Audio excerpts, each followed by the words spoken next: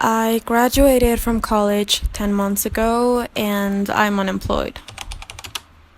The main purpose of my channel is to share the lessons that I learned as I navigate through life, hoping I can inspire or help someone. Maybe there's someone out there who identifies with how I feel or what I've been through. For a bit of background, I graduated 10 months ago from college. I have 2 business degrees and I've been applying to jobs, but I've been rejected.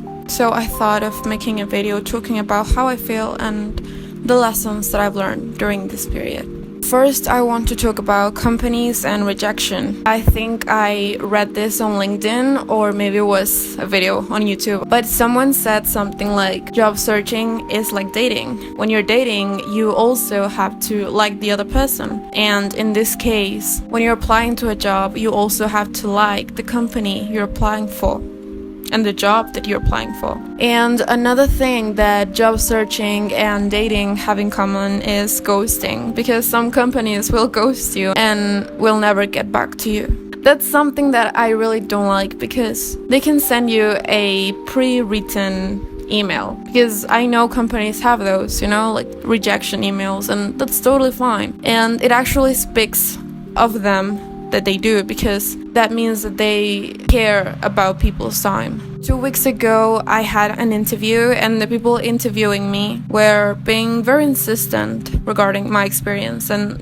that's fine, I guess, but they were actually mean, and I'm not gonna lie, it made me feel bad because I felt less because I didn't have experience. And they kept asking the same question, like, oh, but you don't have experience. Oh, so you really don't have experience on this? And I was like, no, I've already said that.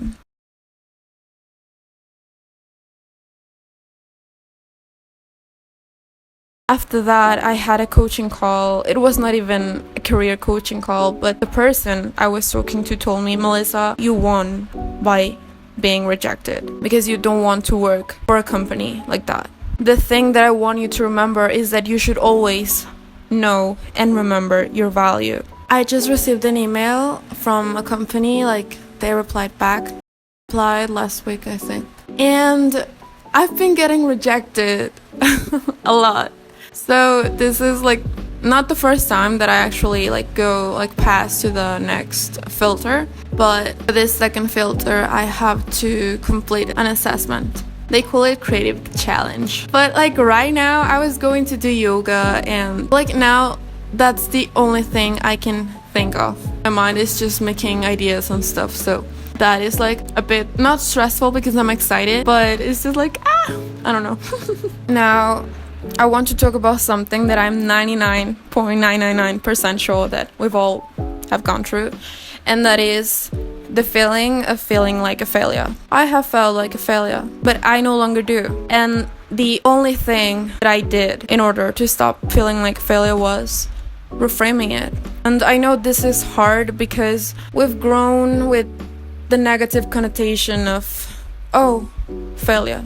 We think that it's something bad, when in reality, when you fail, you learn something. When you fail, that means that you tried and maybe it didn't go as planned, but there's something now that you can improve. And that's amazing. There's people who say, I love to fail because that makes me closer to success. And also, success is another subjective concept, but you know what I mean. It's like when you're trying to get good at something, you'll only do that by practicing. And practicing means maybe failing, and you have to be okay with that.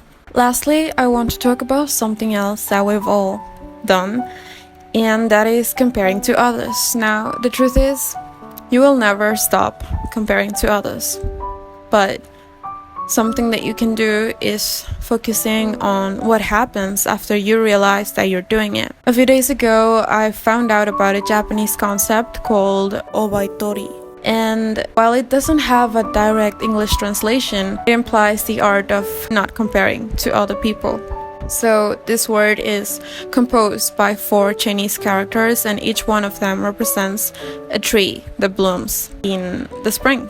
So the meaning behind is that the 4 trees will bloom, but they won't do it at the same time. We all grow and bloom at our own pace. We all have our unique journeys, and we must accept that. The best thing that you can do is, instead of looking at other flowers and other trees, is just focusing that you get enough water and sun. Just focus on doing your best.